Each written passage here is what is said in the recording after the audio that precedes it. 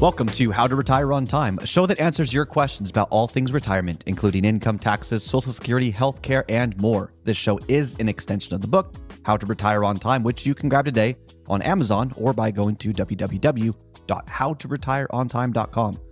My name is Mike Decker. I'm the author of the book, How to Retire on Time, but I'm also a licensed financial advisor, insurance agent, and tax professional, which means when it comes to financial topics, we can pretty much talk about it all.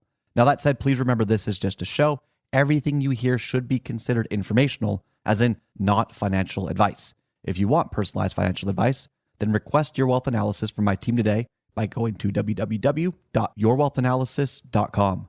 With me in the studio today is my esteemed colleague, Mr. David Franson. David, thanks for being here today. Yes, hello, Mike. David's going to be reading your questions, and I'm going to do my best to answer them. You can send your questions in right now to 913-363-1234. Once again, that's 913-363-1234, or email them to heymike@howtoretireontime.com. Let's begin. Hey, Mike, I'm getting pitched an IUL as a tax-free cash vehicle over doing IRA to Roth conversions. The growth potential is less than an IUL. What am I missing? Yeah, so the growth potential is going to be less. There's no such thing as a perfect investment product or strategy. Yeah, we've said it before. Yeah, said it once, said it twice, 3 times, a million times. But I don't think it's not necessarily what you're missing. It's what do you want? If you can explain what you want, then we can have a conversation about how to get that. Many people have heartburn when you say, okay, this is what you want. This is the risk you're willing to take. These are the risks you're unwilling to take. Here's how you accomplish it. And they almost want to say, this is how I want to invest. Here's the result I want. And I don't care that they're incongruent with each other. So if you want to invest in the market, you're taking some risk. That's okay. But you have to understand you can't pick up one side of the stick without picking up the other, right? There are certain things that are just inseparable. You cannot invest in the market without risk. That's just how it is. And every investment or product has benefits and detriments. So let me explain kind of some simple definitions here of Roth, the Roth IRA, and what it is, what it offers, and some benefits and detriments. Let's define things as they are. And then let's define the IUL, Indexed Universal Life Insurance Policy, a cash valued policy. It's very different than whole life. It's very different than term life. It's its own thing. Okay. Within the universal life category is you've got variable universal life, you've got universal life, and then you have indexed universal life. I'm just going to talk about indexed universal life because we only have so much time. So with a Roth, it's not an actual investment.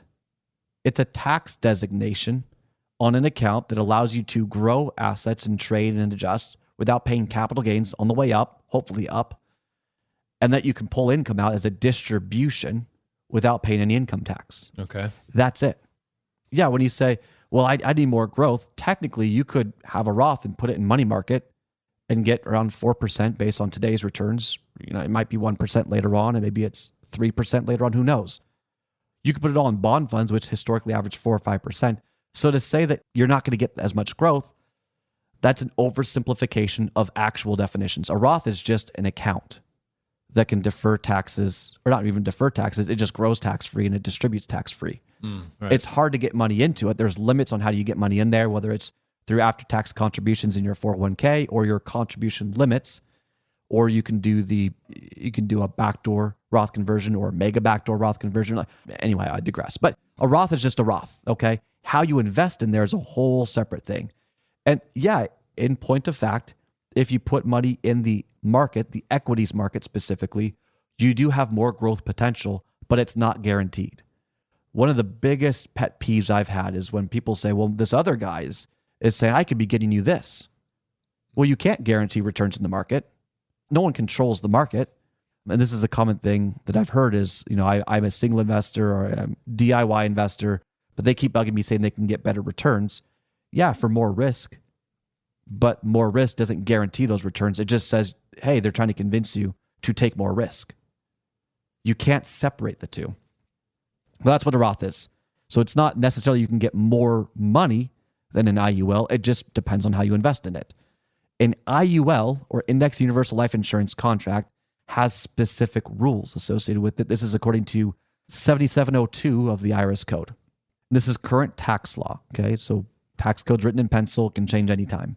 But life insurance, first and foremost, has a death benefit, and you're paying for that death benefit. If you don't want a death benefit, you probably don't need an IUL. Let's be very clear about that. Why would you pay for something you don't need? Yeah. You know, I love those budgeting apps where it says, you keep paying for this, but you've never logged in. Yeah, cancel those subscriptions, right? So an IUL has a death benefit because you're buying life insurance. It's principal protected, so the cash value can't go backwards except for with fees because, again, you're paying for that death benefit, but it can't go backwards. So it's principal protected in some sense. Now, it's probably not going to make as much when the markets go up, but can't go backwards. So it's kind of like, in that sense, a way to, I mean, it could be used as a reservoir. It could be used as a bond alternative. It could be used as a CD alternative. Kind of in that sense, it's not an apples to apples comparison, but it's a way that you could put money into something that can increase in value tax-free. You can take a loan against it, so pull some money out of it. And in that sense, it's technically you're borrowing against the policy tax-free. So that's what a lot of people will use this for, is for tax-advantaged tax strategy. Doesn't make it perfect. A little bit less on the upside, can't go backwards. There's fees associated with it. And with universal life, by the way, let's talk about the fees for a second, because in the illustrations, they don't actually show you the fees unless you ask for it. Like, I have to go out of my way to ask for the fee schedule to show them what they're paying, why they're paying it, and how much that is. You don't want to gloss over that. So for IULs, you have to fund it over a certain period of time. So let's say 5 years or 10 years of equal payments. The fees are high in that time. You're not making much money. An IUL is a long-term situation. So if you're 70 years old, I don't know why you would ever do an IUL. The fees are going to be higher. You probably won't be able to use the tax benefits. It might be better just to put money into a Roth. But if you're 40 or 50 years old and you've got time to slowly put money in here, it could be a very effective part of a portfolio. Let's talk real quick about how the money works. This is also important. So when you take money out, you don't actually take cash out of the policy. What you're doing is you're taking a loan against the policy, against the cash values. This is a little complicated. You can listen to this over and over again via podcast, but say you have a $100,000 cash value in an IUL. And then let's say you take a loan against the policy of $10,000. Are you with me so far? Okay. $100,000, you take $10,000 out. If the account or the policy were to grow by 10%, do you get $10,000 because there's a $100,000 cash value, or do you get the $9,000 increase because you took out that $10,000, so it's $90,000 in some sense net of withdrawals? Okay. You get $10,000, not $9,000, because it grows off of the gross cash value. You didn't take cash out, you borrowed against it. Right. So then what's with the loan? Well, it's a loan, so there's a rate to it. Let's say it's 4%. Okay, so what's 4% of the $10,000 you took out? That's $400. Okay. So it cost you, and this is the complicated part, and this is where people struggle to wrap their heads around it because this is complicated. But in some sense, the policy was able to grow by $10,000. Okay. You had an expense or a fee of $400,000 because of the loan, but you got $1,000 increase of money you've already spent. So that's a $600 positive arbitrage situation. You see that? So it gets so complicated, but this is how people use it. Yeah. So of the $10,000 you took out, you made $1,000 on money you had already spent because you took a loan out. Of the $1,000 you made an increase of money you already spent, you paid $400 in loan fees. So you made $600 on money you've already spent. But the catch is, if the markets go down, you're still paying the loan, but there's no increase. Right. There's no such thing as a perfect investment product or strategy. They don't just waive the loan and say, oh, well, it's okay. No, you got to pay. There's some risk at doing this. There is risk, and many people will over leverage their IULs, and it can blow up in their face. So you got to be careful. It's not guaranteed for life. It's not an annuity. It is a way to put money into a vehicle that has a death benefit associated with it that can grow cash value because they front load the fees for the first 10 years and then the cash can grow. That's the compelling argument for them. Okay, and there's no limit. You could put as much money as you want in here. That's fine. Whole life, they kind of spread the fees out. That's why whole life's kind of boring. So why do you want to take a loan out? What do people usually use that loan money for? So people will use the loan against the policy to do things like, let's say you have a beneficiary IRA. You can't convert that to a Roth. So you could slowly withdraw each year of the 10 years, money out, not pay the taxes on the beneficiary IRA withdrawal, put it into the IUL, and then have the IUL pay the taxes later, hoping that you get some positive arbitrage and make money on the taxes that you paid. That's one strategy. Another one is I know people that will fund an IUL with the assumption that taxes will probably go up in the future. So as taxes go up in the future, they're using the IUL to help absorb the increased taxes because their pensions will go down, right? A pension's tax is income. Okay. So as the pension goes down, they can help absorb that tax by paying the taxes from the IUL, and hopefully through positive arbitrage, you can get some of your money back. Some people just say, I want to put money in here for a Roth alternative in case they change the tax law for Roths. I don't think that would happen. That's a fear-based marketing tool that people will use to sell these things. And I also know people that say, I do like the Roth component or the tax-free component to it, but look, we're young. We want a death benefit also at the same time. We're willing to pay that fee associated with the death benefit because we're going to delay our Social Security. And if one of us goes, that allows a lump sum money to go to the surviving spouse to offset the missed opportunity of the Social Security they would have received.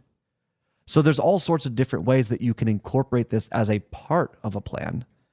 But notice the keyword there, as a part of a plan. Do not put all of your money into an IUL. Don't go extreme on anything. It's all about understanding that you plan first, you explore the strategies that you need to implement second, and then you explore how to design your portfolio third. And this was a very quick explanation of how they work. Look up my Kiplinger article, Retirement Planning with Life Insurance. It kind of breaks it down in a nice, easy to understand way. But they're complicated. They might be right for you. They might not be right for you. One last tip on the IULs, by the way, is if you want cash growth, if that's one of the primary objectives, you want the death benefit there, but you want cash growth, drop the death benefit after funding. Now, whatever insurance agent you're working with to get this IUL, they will lose out on commissions if you do this. The higher the death benefit, the higher the commission. But after funding, you can drop the death benefit, and you'll have to work with the insurance company to do this so you don't drop it too much. You have to still follow the parameters of code 7702 of the IRS code. But you can drop the death benefit, which lowers fees because there's less risk to the insurance company. If there's less risk to the insurance company, then the fees are lower. If the fees are lower, the cash can grow at a greater rate. But the reason why you would do this isn't to maximize the cash growth. If you want to maximize growth of money, you go to the Roth. If you want a death benefit and a way to fund a reservoir that's principal protected, so if the markets go down, you can draw income from it, that you have something that can help absorb some of the taxes in the future, that you can have something that has the potential of that positive arbitrage, then maybe it's right for you. But what do you want? Then we can explore what it takes to get there. That's all the time we've got for the show today. If you enjoyed the show, consider subscribing to it wherever you get your podcast. Just search for How to Retire on Time. Discover if your portfolio is built to weather flat market cycles or if you're missing tax minimization opportunities that you may not even know exist. Explore strategies that may be able to help you lower your overall risk while potentially increasing your overall growth and lifestyle flexibility. This is not your ordinary financial analysis. Learn more about Your Wealth Analysis and what it could do for you regardless of your age, asset, or target retirement date. Go to www.yourwealthanalysis.com today to learn more and get started.